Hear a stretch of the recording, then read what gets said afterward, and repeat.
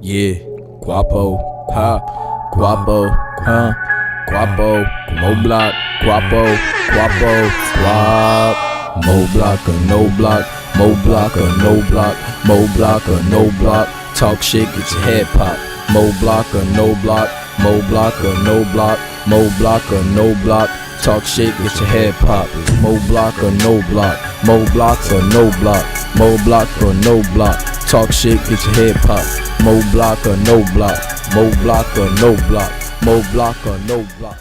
Hello everyone, it's your boy Liam here with another edition of the MoBlock Power Ratings.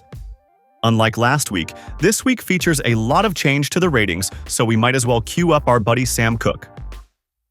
Regardless of how everything has gone to this point, everyone can control their own destiny. With this 7-man playoff format, it's very hard to be eliminated. I think if you hit 8 losses, your fate is sealed, which no one has so far. But even for Pape and Jamar, who've raced out to hot starts, what you have done so far doesn't mean shit. It's all about what you do going forward. With that being said, let's get into this week's edition of the Power Ratings. Coming in at number 12, down 2 spots from last week, and our new number 1 contender to wear the cheerleader costume, we have Juan. I'm not gonna lie, potentially seeing video of you wearing the cheerleader costume at El Hueco in Wharton, or La Chiflada in Patterson, or the lobby in Elizabeth would be pretty funny. You'd only have to put it on for 5 minutes, so don't be scared.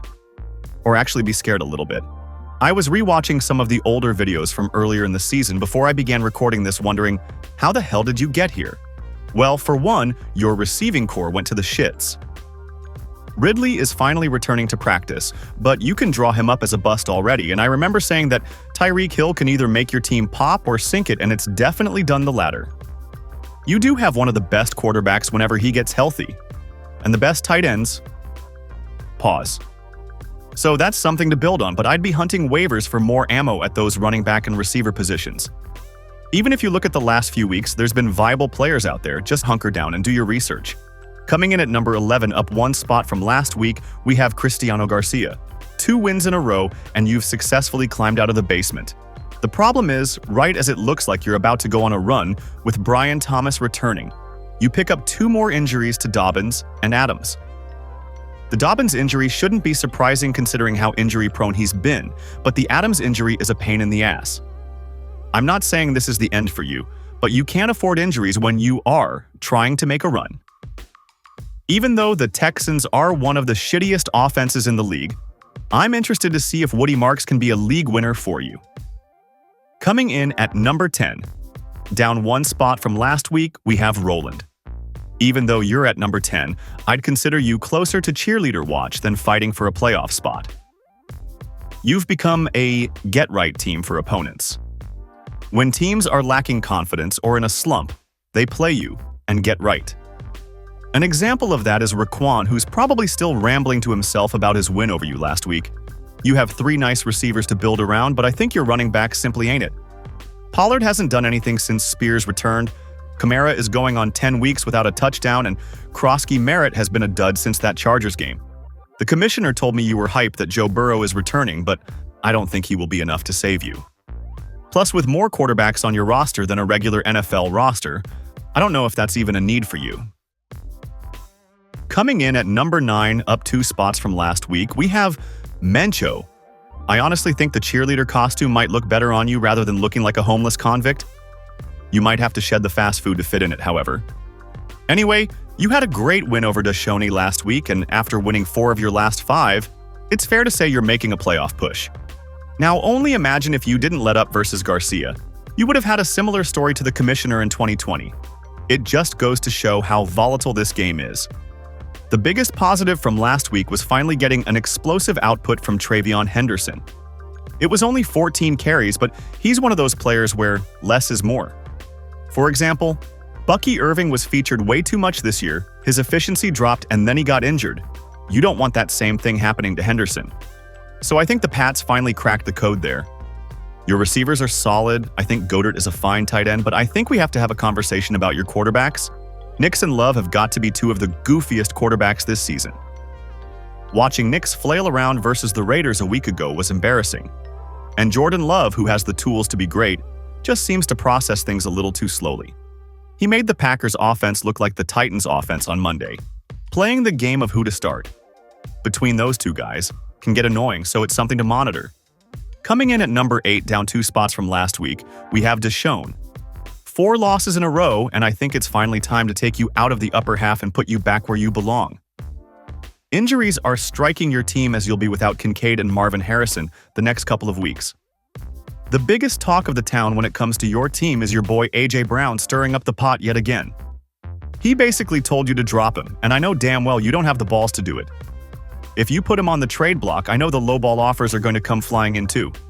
I remember you made comments earlier in the year about how Hurts was one of the league's best, but he was fortunate to play like dog shit for an entire half and not be down multiple possessions. I wonder if A.J. Brown is secretly saying his quarterback sucks. What's funny is I remember last year that idiot Brandon Graham ran his mouth on the radio saying they used to be friends. But I lay all of this out to conclude that this up and down production by your star receiver is going to keep you out of the postseason. Coming in at number 7, up 1 spot from last week, we have Markell. Strong bounce-back win last week over Jamar, and you were definitely a team full of desperation.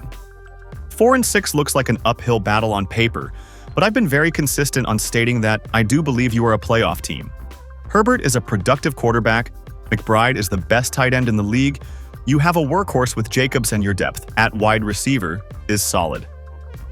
A small critique I have is, I thought that might have been the worst game I've seen from the Gritty last week. He's clearly not on the same page as J.J. McCarthy.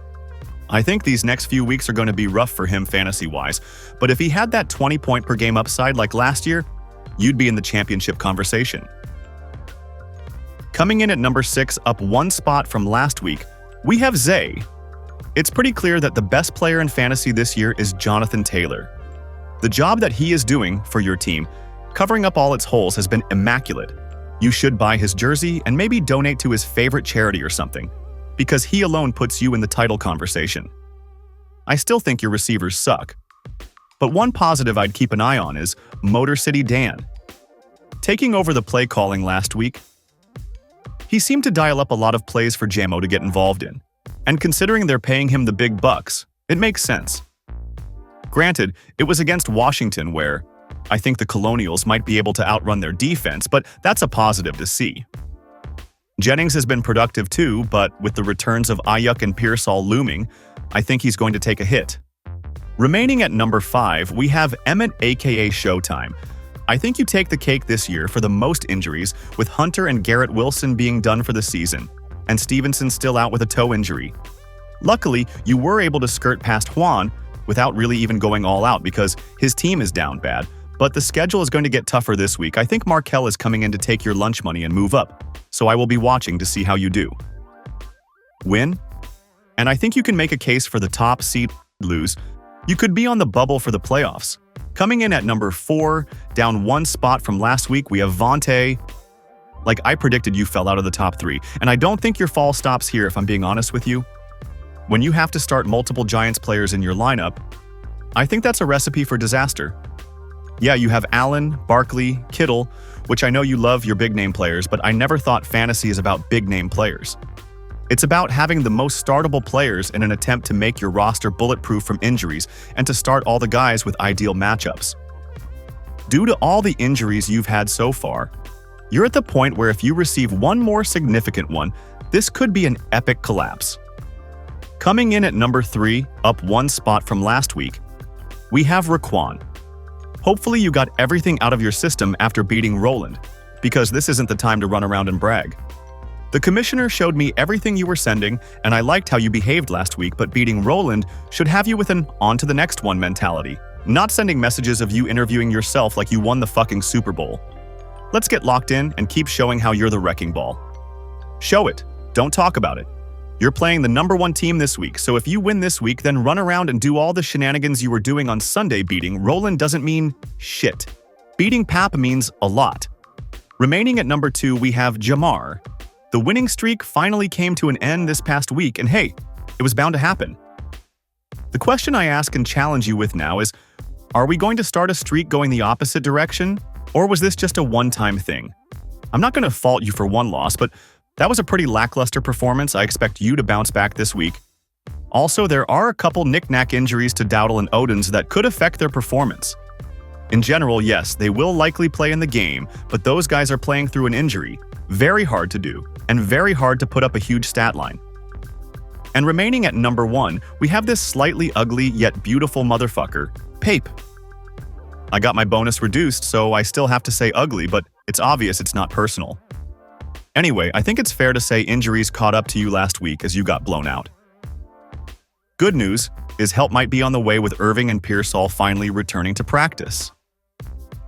One thing I might have underestimated a little is how less explosive your team can be without Tucker Kraft.